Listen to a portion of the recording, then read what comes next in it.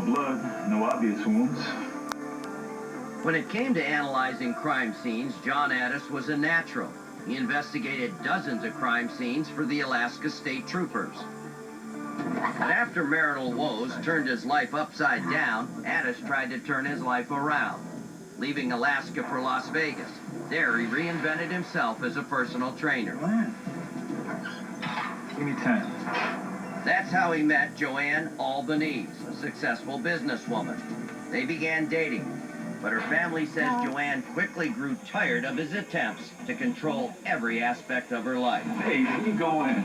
John, I have to use the bathroom. Do you mind? Come on, baby, let me in. When she finally had enough, Joanne told Addis she was leaving him. Not long after that, cops say, she disappeared from her Las Vegas home. Police discovered Joanne's car abandoned 200 miles away near Prescott, Arizona. But there was no sign of her or of John Addis. Investigators were certain Addis had murdered Joanne, but they couldn't find the evidence they needed to charge him. That didn't surprise Addis's former police commander back in Alaska. John Addis knows about hairs, fibers, serological evidence. He knows about all those sorts of things. He's got the upper hand in this situation in a crime scene investigation because he knows what we're going to be looking for, and he'll take all those steps to cover his tracks. It took detectives 3 years, but despite Addis's best efforts, they finally found what they needed to charge him with murder: the skeletal remains of Joanne Albanese. Her body had been buried just a mile from her abandoned car. The last sighting we have of Addis is from 1997, when he was spotted in Guadalajara, Mexico, with this woman. But neither he nor she has been seen since. Remember, John Addis is a bodybuilder, and he could still be working as a fitness instructor. He may look much younger than his 53 years. Give us a call if you know where he's hiding.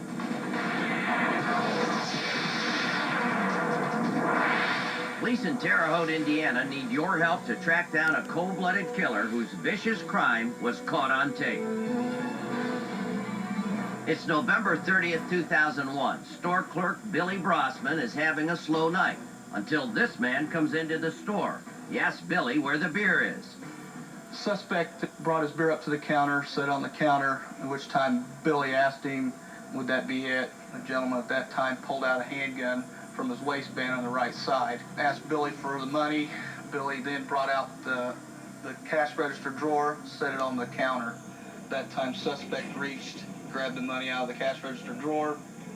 Notice that the robber is so brazen he doesn't try to hide his face. That's because he doesn't plan to leave any witnesses. Watch as the gunman forces Billy to walk to the back of the store. What happens next is shocking.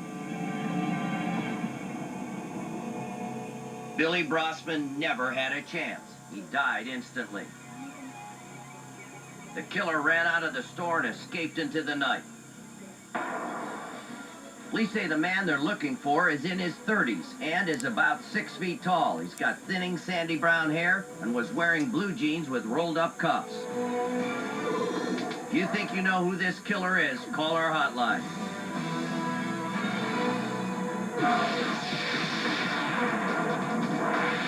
The friends who gathered to wish Larry Burns a happy birthday considered him to be a great guy. He'd been married to his wife, Vicki, for 6 years, and they seemed to be an ideal couple. But one guest at the party knew it was all an act. Vicki's mother, Linda, could tell that her daughter's marriage was in trouble.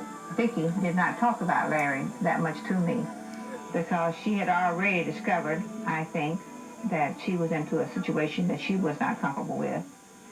She did not like it, but she didn't know how to get out of the situation. Once she got into the situation and she wanted to get out, it was just almost too late. I think she feared Larry.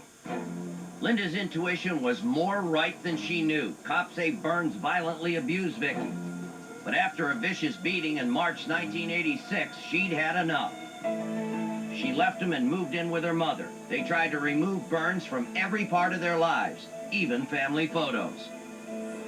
But Burns refused to disappear and refused to accept the fact that Vicki had left him. Cops say he threatened to kill her and her whole family.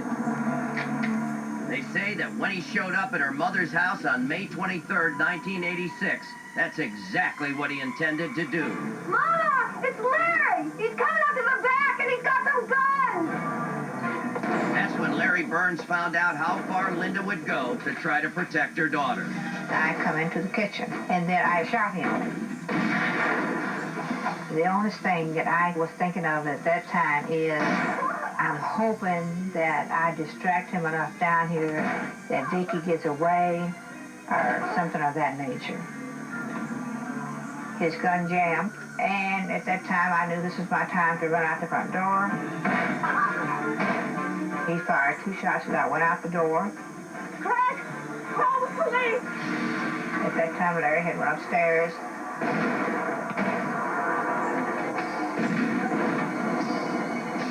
Very soon, then, after the shots stopped, Larry walked out the front door with one shoe on and one off, with a shotgun in one hand and a pistol in the other hand.